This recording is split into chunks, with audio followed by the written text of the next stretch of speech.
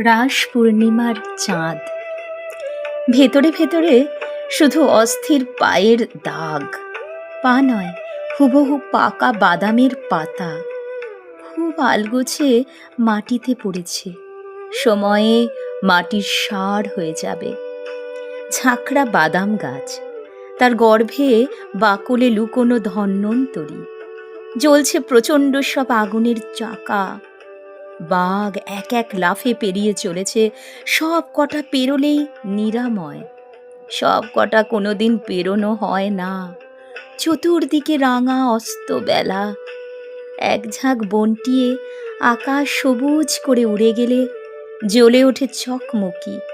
জোনাকির দল অন্ধকারে বিছানা সাজায়, শুয়ে পড়ে জামুক্ত ধনুক।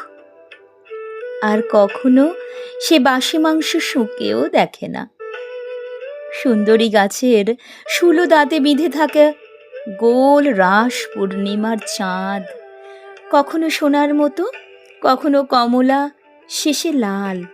ভয়ে ধনুকের ছিলাটা টান টান, বাঘ চোখ বুজে ফেলে।